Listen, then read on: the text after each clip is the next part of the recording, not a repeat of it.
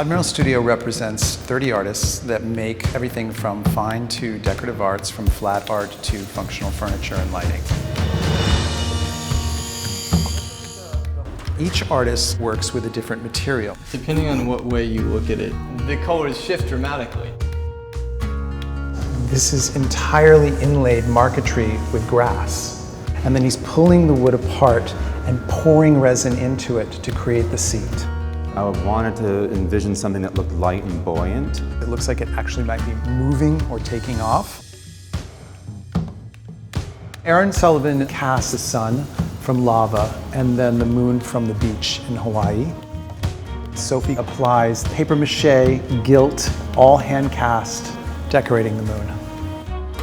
Their process and how they approach that material and what inspires them and how they make that material different than anyone else in the world is what makes the work really special. He worked on it for 2 years to do this. An exquisite level of detail in everything. My grandfather was a cabinet maker. I would sit with him for hours in the workshop as a kid while he restored things or made things. He was in that workshop every single day, rain or shine. It was part of him, he had to. And I think understanding him helps me understand the artists that I work with today. I make the work because I need to make the work. It doesn't hurt if people want to buy it and they appreciate it themselves. I love the human need to create. I love the making and creation of things. That's what drives me.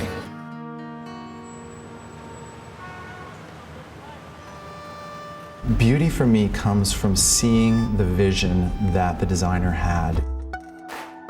When we opened in 2000, it was really the beginning of people's interest in what was modern, what was different, that had been created at the end of the 20th century. And there was nobody really dealing in that period at the time. I consider these pieces to be so cutting edge when they were made that they're still cutting edge right now. Paul Evans, Bill Powell, Vladimir Kagan, Carl Springer. These are a pair of vintage Carl Springer goatskin tables made in 1981. The guys who were designing studio, making very idiosyncratic pieces, not necessarily to anybody else's taste but their own, those guys had been forgotten and were in trash heaps. I started pulling things out of the trash, literally. We're sitting in front of a Paul Evans bow tie table from 1969. It's a bold, beautiful piece of sculpture. Paul Evans' work, it's alive. You can feel its energy, it's living. Europeans documented all of their artists and their makers, but the American makers had nothing. So every time I would buy something that related to a given artist, I put it in a file. At the end, I had 30 files on 30 different artists. I took all my documentation and turned it into a book. The time of that publication closed a chapter in my mind on the 20th century. I wanted to see what was next. I wanted to know who are the makers in the 21st century that are defining the era now? How unique is it? How are they using materials? How do they make it? Where is it all coming from? What's inspiring them? It's somewhere inside of here.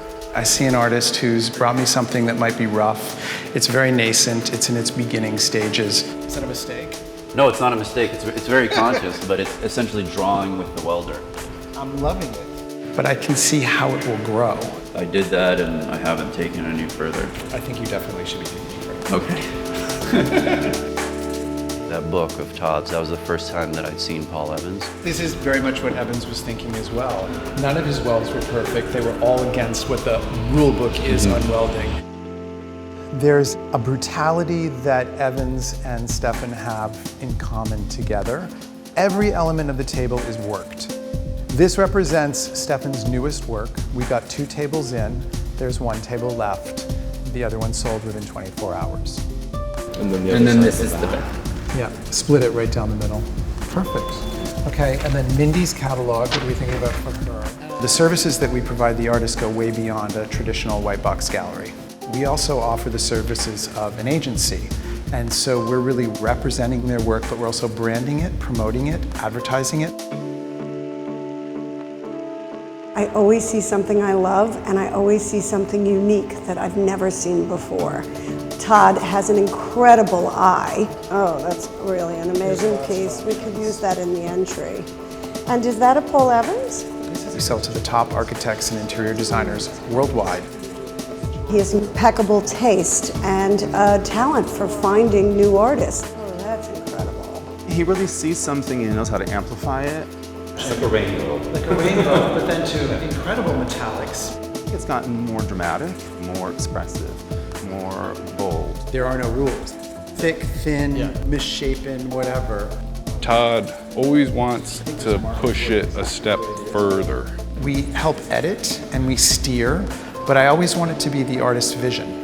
You don't think it would look nicer if it didn't keep going back on itself? I like that it You do? keeps going, yeah. Can you imagine how dirty it's going to get on a show with 50,000 people walking by and grabbing it?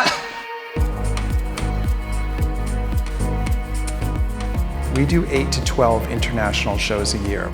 Had London, then Salon, New York, and then some of it is going to end up in Design Miami, Basel in December. This is tremendous reach for every artist.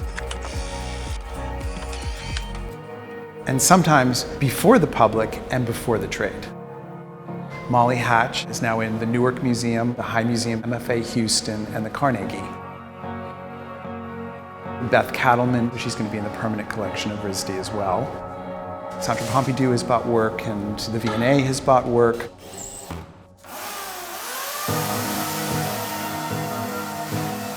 It felt like I was just waiting for that connection, and it would cause that spark. And everyone would eventually want one. Kind of everyone does right now. It's an immediate gut reaction. I'm not looking at trend. I'm looking at what's innate to a piece. Is there anything else like this out there? I want to be wowed by every piece that I get because I want the clients to be wowed by it. I want their friends to be wowed by it. And then I turned on the light just after doing the undercoat. And it goes to dead black. You're going to get something unique. You're buying something that's completely your own.